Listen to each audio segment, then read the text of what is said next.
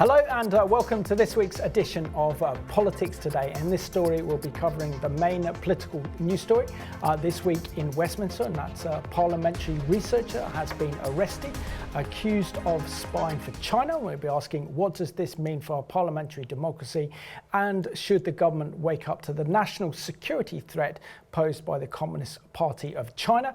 And in this programme today I'm joined by Lynda Rose she is the Director for Voice for Justice UK. Lynda, warm welcome to the programme. And also Helen Vann, who's the Vice President of the Christian People's Alliance. So it's great to have you back on the programme.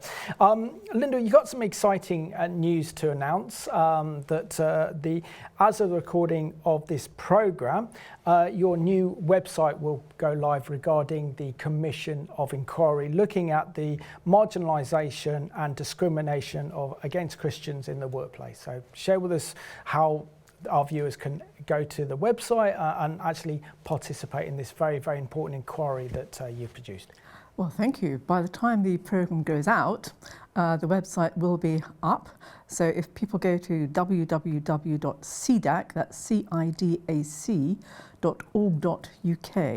they will be able to find all about the Commission of Inquiry into discrimination against Christians.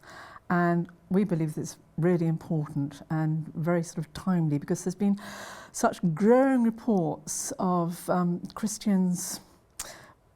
Really, they are being discriminated against, they're being put at a disadvantage, whether it's in work, whether it's in social settings, where they're being inhibited from actually sharing their faith. So this is an inquiry to actually find out the truth. So we will be asking people to submit testimony, and they will give submissions and come before a panel, and then in 2 years' time, God willing, we will be submitting a report to Parliament, actually setting out what's going on in this country and recommending certain courses of action, and in particular recommending that the laws of this country are upheld, because they're not being upheld at the moment. Yeah. So if you got a personal story where you faced persecution in the workplace, or you felt that you've been marginalised because of your Christian faith, there's now this new Commission of Inquiry, and the website is on our screen, which is www.cidac.org.uk for more information. And it's great to have you back on the programme, Helen. I know as we go into the autumn now that this is a busy time for the Christian People's Alliance, with your annual conference coming at the end of the month, by-elections as well. So yes, just share with us how busy you guys are at CPA. Well, currently we have Sid Caudle, party leader, standing in the by-election in mid-Bedfordshire. And this was because one of the MP there, she resigned, and were spearheading opposition against what the children are being taught in school in RSE. That's one of our messages. And the other one is our turnover tax. We're proposing a 5% turnover tax, which will raise about 40.5 billion. And we're proposing to use this on a number of things, including removing the commercial tax rates, because at the moment there's a very unfair playing field. In fact, the turnover tax addresses that, because there's overseas companies that make profit here and they don't have to pay the commercial taxes. So we're proposing that we will recover some of that money and we will invest it in the abolition of the commercial rates, so the high street stores will basically be able to compete with the online retail. We're proposing our grants of 12,000 to support marriage and family when a couple gets married for the first time, and 6,000 when the first baby's born.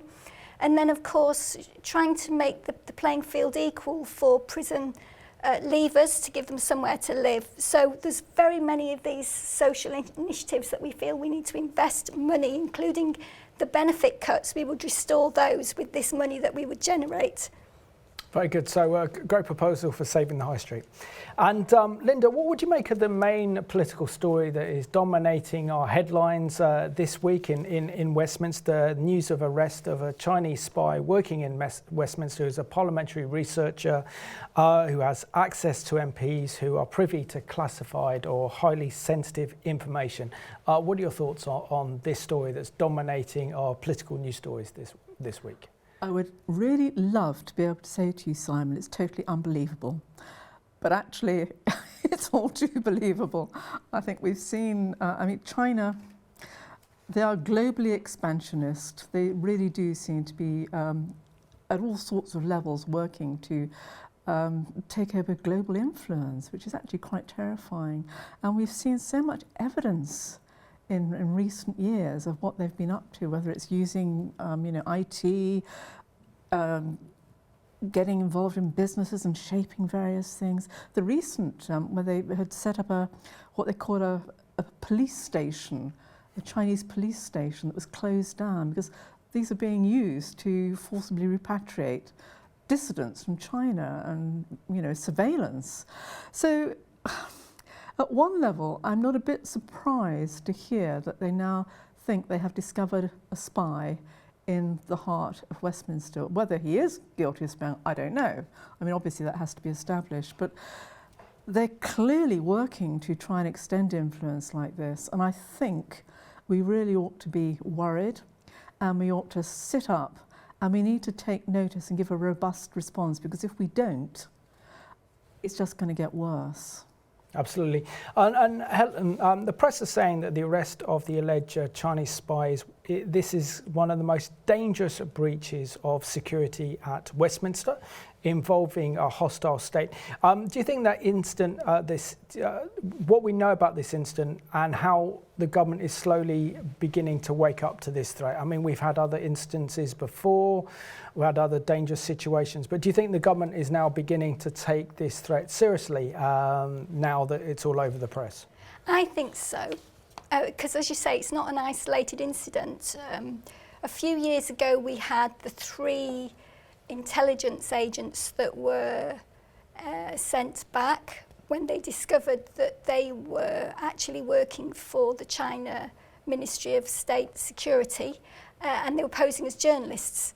So, and then of course this year with allegedly a Brit who was working in China and now working for an MP, given a pass, a parliamentary pass, with access to all places without any checks necessarily, including the House of Commons Library, which will include things like debates and background information, plus information about the Commonwealth.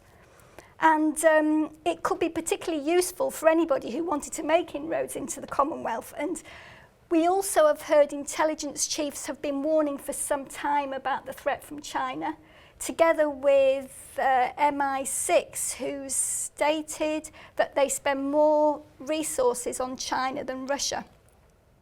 And of course, we should be concerned where there's any influence in our democratic process, and particularly if these influences might be trying to find a route through to the Commonwealth countries, because we know how wonderful the gospel travelled across the world through the British Empire and the Commonwealth countries. We know how wonderful it is to have been able to provide hospitals and schools, and to imagine that communism may be able to use the same conduits, it is quite chilling. And this is actually already happening, with China putting pressure in the United Nations, asking people to support or member states to support the Hong Kong, the new laws there, the security law. And this has resulted in certain member states who've been financially benefited from China actually supporting them. So these things do work. In fact, many of the Commonwealth countries have received aid or investment, shall we say, from China, to the tune of almost 700 billion since 2005. That's a huge investment in Commonwealth countries, and there has to be some good reason for that they're hoping to benefit from. Yeah, which sounds very much like the Belt and Road project, which is essentially a Trojan horse for China. Lynda, you do a lot of work in Westminster. You do a great work with Voice for Justice UK, and work very closely with Christian members of Parliament.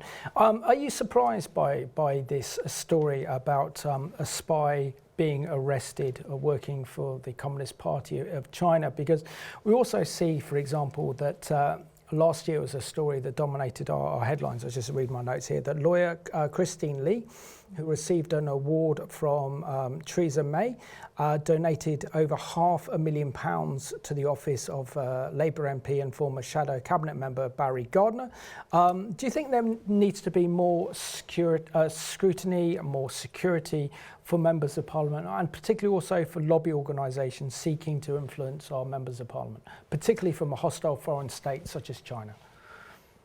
Well, I think the short answer to that has got to be yes. I mean, we all know that this sort of thing goes on. It's not just China. I mean, there's Russian influence. Everybody knows that, all the embassies, they have a lot of spies in their, on their staff, and this is going on constantly. It's not surprising to hear that China is trying to buy influence, as seems to have happened in this case with Christine Lee. It's almost a different ball game, though, isn't it? When they actually, with the finding or alleging that a researcher is actively working for China. Now, again, whether he is or not, we don't actually know definitively at the moment, but we do know that MI5 is saying that there's going to be a lot more revelations in the weeks to come. So, yes, I mean, they are responsible for the security of this nation, so there should definitely be more scrutiny of people, which I guess includes scrutiny of people like me as well, which is not desirable. But, it is the safety of the nation that is at stake, and we must address this properly. Now, I believe he wasn't security cleared, this person. He had a pass into Parliament, but no security scrutiny, let alone clearance. And maybe everybody who's given a parliamentary pass ought to have that security scrutiny before the pass is given. Absolutely. And Lynda, do you also think the timings of this is very peculiar, because this British public school boy was arrested in March for alleged spying on behalf of the Chinese regime. We're now in September, and now finally this story's come out. Do you think that someone high up has decided to leak this story because the government is not doing enough to counter the Chinese threat, and they wanted this story to go out because it has a direct impact on our parliamentary democracy, and of course knowing that our newspapers would take this up, and knowing that our Prime Minister, Rishi Sunak, and our Cabinet would have to respond to this? I think that has to be a possibility, Simon. It seems incredible, doesn't it, that this individual could have been arrested back in March, and supposedly politicians were not told about it at all. James Cleverly recently went on a visit to China. Did you really not know anything about this? That's absolutely extraordinary. So it is entirely possible, I think, that somebody has leaked this in an effort to try and get closer scrutiny and to get some sort of effective action, because we do seem to be in a bit of sleep on the job here, and there's something that's not right. So I don't know the timing of this. It's very, very strange. But if it does work to wake us up to the dangers and to make us take action, that has got to be good.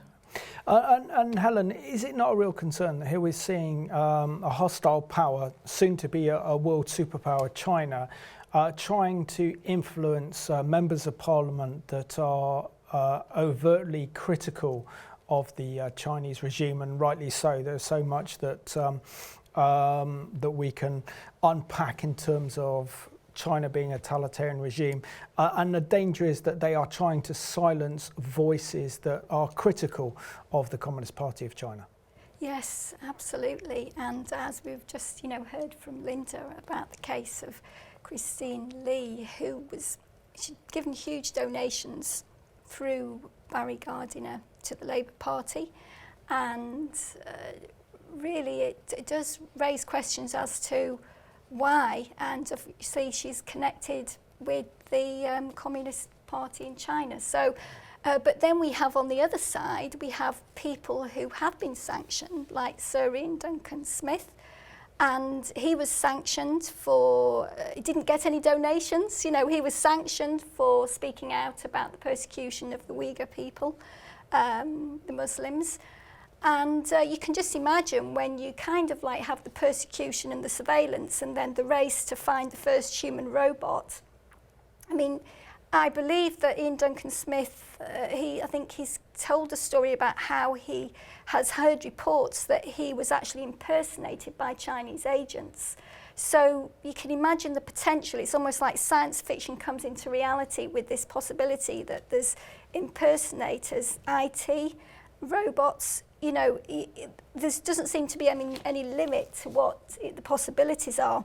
And when I was living in Singapore in 1997, when Chris Patten was facilitating the handover of Hong Kong, you know, at the time there was an agreement about the freedom of speech, but we've seen recently with the new security laws coming in Hong Kong that all those kind of freedoms and democracy that was kind of promised and expected, it seems to be falling by the wayside slowly, and we've had a few hundred people being arrested for protesting in Hong Kong, and it does raise questions about the security, especially with infiltration in Parliament or potential infiltration in Parliament of the people who've come here from Hong Kong to seek asylum, and whether or not they are going to be targeted through these channels. Which is a very, very concerning aspect, and knowing that here we have dissidents from Hong Kong who've been given asylum to this country and now being threatened in this country by the Yes. by China. Absolutely Yes. fine. I just want to show our viewers, I think we might have it up on screen, but as of the recording of this programme, there we go, which is Tuesday the 12th of September. This is the headline, number 10 won't ban China from our AI summit. So the government is holding a world AI summit this autumn, and China's been invited. But knowing the kind of menace that China is, and knowing that they will want to develop AI not for the benefit of humanity and for the benefit of mankind, but actually to develop this as a kind of weapon to be deployed against the West. Isn't this alarming that our leaders, Rishi Sunak and our government, is far too complacent when it comes to China's malicious intent? I think it's very, very concerning. I mean, Helen just mentioned the fact that they've got these robotic impersonations of voices. Well, you know, we know that this is coming. We know that China has a track record of using technology to influence all sorts of things. They've been attacking, they've been hacking, you know, different defense systems of different countries, the utility systems. There have been all sorts of attacks that have been chronicled in recent years. And if we know that too, that a lot of Chinese have been coming to our universities and have been taking what they've learnt here straight back to China to be used. We need to wake up to the fact that China is not benign in its approach to us. I won't put it any more strongly than that, but we need to take some sort of measures to protect. You know, Sunak and various people have spoken a lot about Great Britain becoming the leaders of AI, you know, the world leaders. No, I'm sorry, we're not. China is actually establishing itself as a world leader. And if we just open ourselves up to that even more, then we allow their influence and their domination even more. So we should be very worried in this country, and we need to make a stand so that they are deterred from doing anything more. And inviting them along to this summit is not making that stand. That is actually, I fear, making us in Chinese eyes look very weak, and that we won't do anything in any way to counter their expansionism. Yeah. And Helen, are you concerned by the way that China seems to be buying up politicians and world leaders? We know, for example, that China has a huge influence over the Biden administration, particularly Joe Biden, his son, Hunter Biden, and the Democrats. And we also see more than likely that there are a number probably of MPs who are in the pay of the Chinese regime who are actually working on their behalf. So how can we protect our democracy and our parliamentary freedom when we know that the Chinese regime has recruited a number of our leading politicians? Yes, it's really, really concerning, and I believe it has to do with the people of faith who stand up for integrity. And like what you were saying before about how important it is, what your motivations are. So if the motivations are to actually sort of selfish ambition, greed, overreach, surveillance, sort of holding things tightly and controlling, then that really is everything that we stand against as Christians. And I think if we are to actually exercise our faith, just as the Bible says, we will be a bright light in the darkness. And we know that we only have God to trust. There's nobody else who's going to save us. So that's the best thing for us to do anyway. And we have to obviously continue to pray for our leaders. And the example that we set, and often it will involve persecution, it will involve hardship, sacrifice, all these things that will come before us are all part of God's plan that he's going to use us to be salt in this world. And Lynda, I mean, many of you viewers might be thinking that, we're discussing the Chinese threat. What relevance does this have for a Christian audience? Well, it has a huge relevance, doesn't it? If we understand what China is doing to its own Christian population, the horrendous persecution. There was even a news story that emerged this summer about how the Communist Party of China are rewriting the Bible. Classifying Jesus an actual sinner, which is the worst apostasy you could ever read anywhere. It's extremely relevant, particularly as they want to export their social credit system to the West, as well as their mass surveillance, where they have 500 million cameras everywhere, totalitarian state, and they want to export that control for the whole world to be under the Chinese influence. I think it's absolutely clear that Chinese communism wants complete dominance, and they want to suppress any other ideas that in any way question their position. And it's, there's terrible persecution going on in China at the moment. I think there's something like 97 million Christians in China, which is actually amazing because our total population is something like 67 million. So, there's more Christians over in China than there are people here. But the total population of China is something like 1.4 billion. And their approach to Christians has been absolutely appalling. They've been demolishing churches over the last couple of years at a huge rate. Christians in China aren't allowed to use the internet. If you're under 18, you're not allowed to go along to a church. And the most terrible penalties that they put in place for any kind of breach of their laws. And it's quite shameless. And this, we talk so much about what's happening to the Uyghurs over there. But what is happening to Christians is just as bad. It is appalling. And yet there is this deafening silence, by and large, in this country as to what is happening to the Christians over there. So, yes, it is very relevant to us in this country, and especially to Christians in this country. We need to stand up for them. We need to say that this is happening and to not allow this Chinese narrative to dominate of how they preserve human rights, they are tolerant, they are not. So we need to stand up for that much more strongly. And if we don't, again, as they increase their dominance, we will find more and more persecution, active persecution against Christians. And you mentioned at the moment they're rewriting the Bible.